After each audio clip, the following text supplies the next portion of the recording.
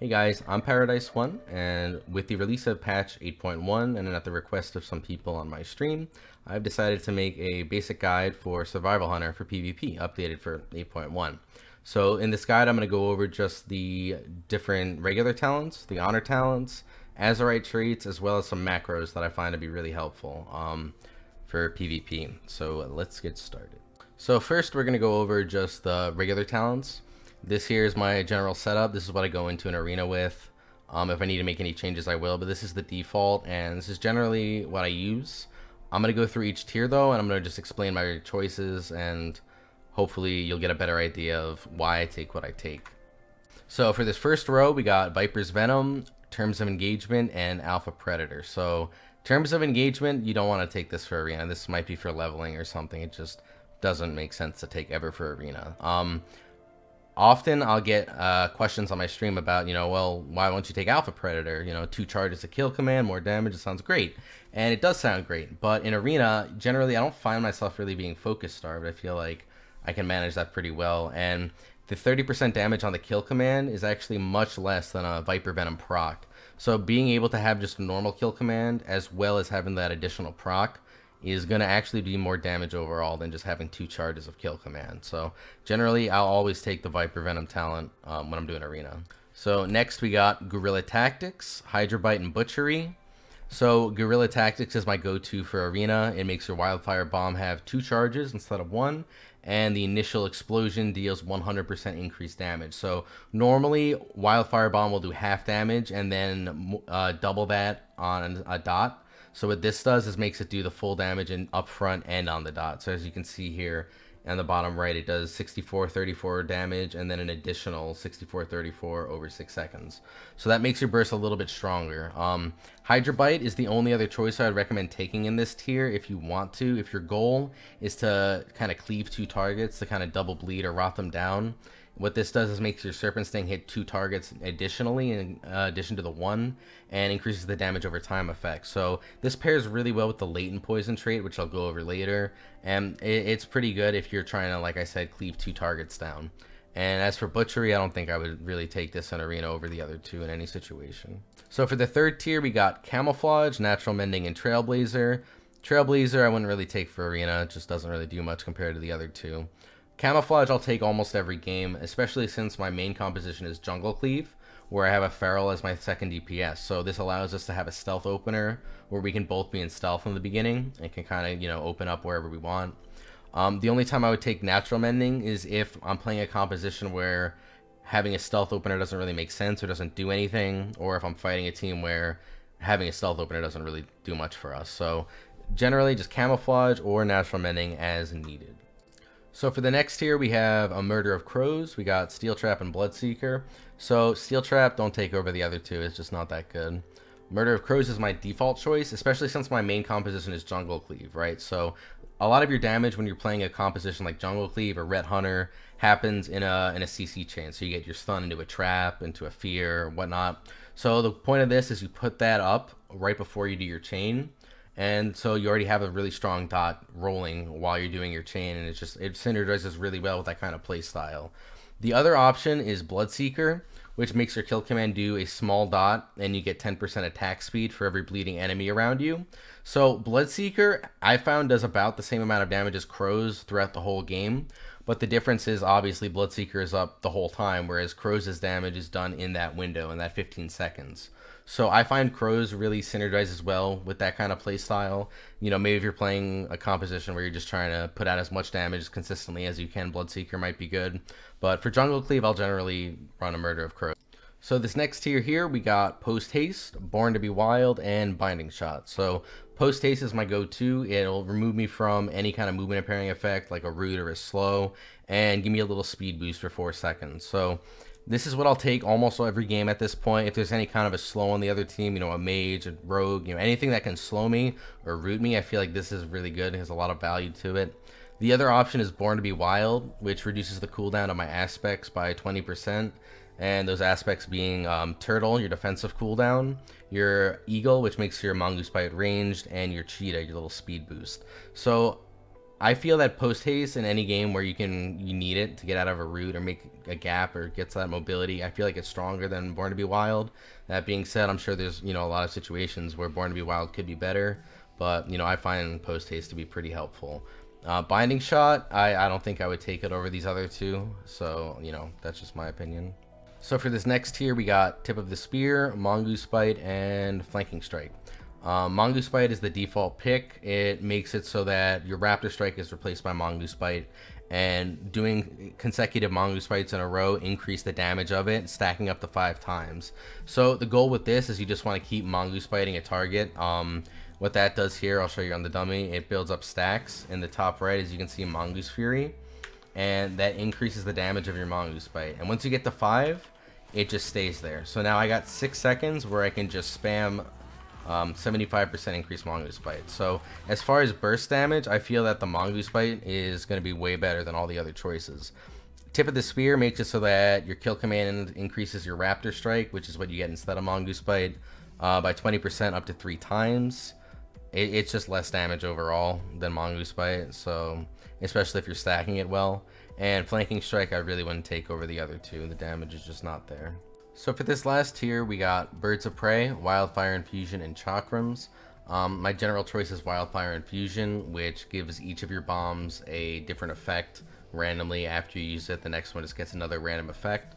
So the Shrapnel Bomb or the Blue Bomb gives you a small bleed when you Mongoose Bite a target. The Red Bomb or the Pheromone Bomb lets your kill command reset 100% of the time when you use it against a target with that.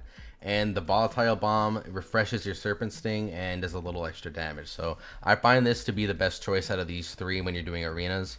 Chakrams isn't that great in general over the other 2, and Birds of Prey is the other option. Depending on what traits you have, you might be able to get away with it, where every time you Mongoose Bite, it extends the duration of your burst or your coordinated assault cooldown, as you can see in the bottom right, by 1.5 seconds. So by default, it lasts 20 seconds.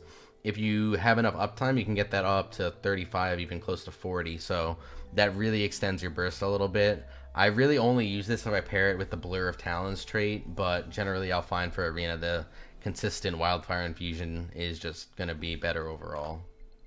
So now I'm going to go down the list of honor talents and just kind of go over each one and when or why I wouldn't take or would take it. So first we got Hunting Pack, which reduces the cooldown of your cheetah and affects all of your allies. So I've seen this being used against like things that train my healer, where I can give them the Hunting Pack and a freedom and they can just book it. I generally don't really use it that much. I don't think, I think there's better options in almost every circumstance, but if you're making something work, you can make that work. Next we got Mending Bandage, which is really good for any bleed or poison class. So this really countered Assassination Rogues and Feral Druids, where it just removes all the bleeds and poisons, and if you can sit there and channel it, it'll do a little bit of a heal as well. So Mending Bandage against Feral Druids and Assassination Rogues, you have to take every game. I think the value is just really important. Trinket slot, we got Gladiator's Medallion, Relentless, and Adaptation. I generally take Gladiator's Medallion every game. The only argument I would have is maybe if you're a human, you could get away with Relentless since you have that human racial to get out of a stun and use your turtle, but since I'm not a human, I generally use Gladiator's Medallion every single game. Next we got Spider Sting, which is a silence, but it triggers after they use an offensive cast. So if you're using this on a class such as a Moonkin that can dispel themselves with poisons, you kind of want to try to get them on a cast with it, do it right as they're finishing a cast. Otherwise, a better player will see it and just dispel themselves. But other than that, it's pretty strong, especially against mages if they don't have a poison dispel on their team. Getting a mage before they temp shield, then they can't blink and they're just kind of waddling around. It's pretty nice. And if they trinket, you can just stun them right out. So this has got its uses. It's definitely a good talent. Next, we got Dragon Scale Armor, which reduces magic damage over time effects by 20% to you. This is really good against Shadow Priest. It's pretty good against Boomkins. It's a very good defensive talent overall, just against magic dot classes. So next we got Roar of Sacrifice, which makes your targets that you put it on immune to critical strikes, but your pet takes a little bit of the damage. So this I take 100% of the time against fire mages, right? Because it just counters combustion. Combustion does nothing. It's really good for also any class with a high critical strike rating, like where their damage is, a lot of it is crits. So rogues, warriors, it's really good against. It's not that good against rot comps, dampen comps. Like I wouldn't run this for a Shadow Priest Boomkin or that kind of thing. It just doesn't really do that much. but definitely against anything with high crit damage, I would definitely take that. So we got Sticky Tar now. Enemies who stand in your tar trap slow their melee attack speed. It's not that great. It's not their haste, it's just their attack speed for their weapon attacks. So, and I find that most of the time they just walk out of it. It doesn't really do that much. So I don't really take Sticky Tar that much. Diamond Ice here makes your freezing trap undispellable but have a shorter cooldown.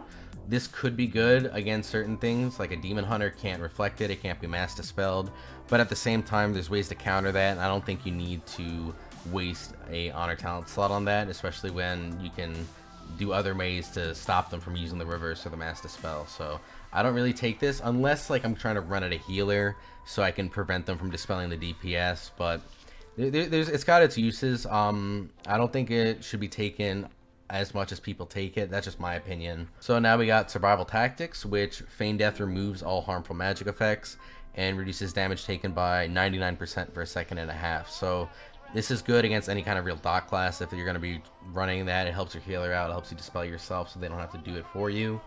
It also can dispel roots, like Frost Nova, you know, Entangling Roots, removes Earthbind slows, so it's really nice if you're trying to connect to something.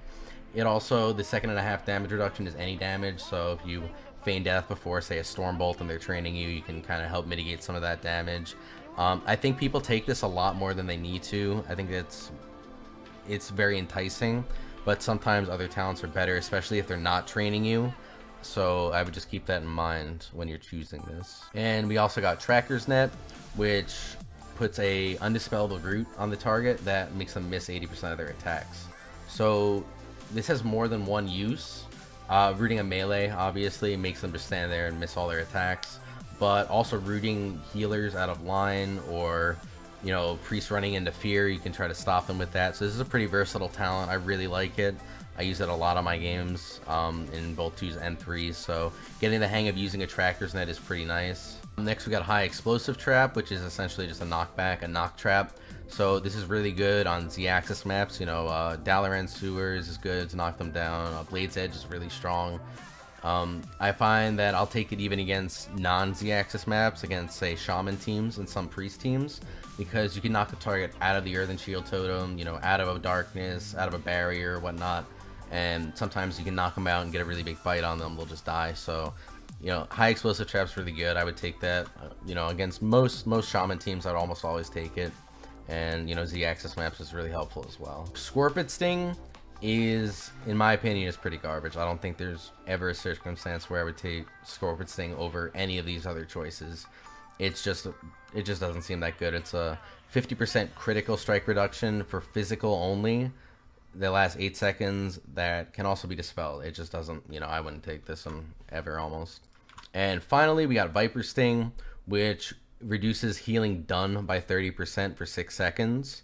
So it's important, you know, this stacks with Mortal Strike indirectly, right? So Mortal Strike reduces the healing they take by 25, and this reduces the healing done by the target by 30. So a lot of people I see put this on the kill target thinking they're going to take less healing, but you want to put it on the healer. So the only problem with this is if they cast any heal to removed, right?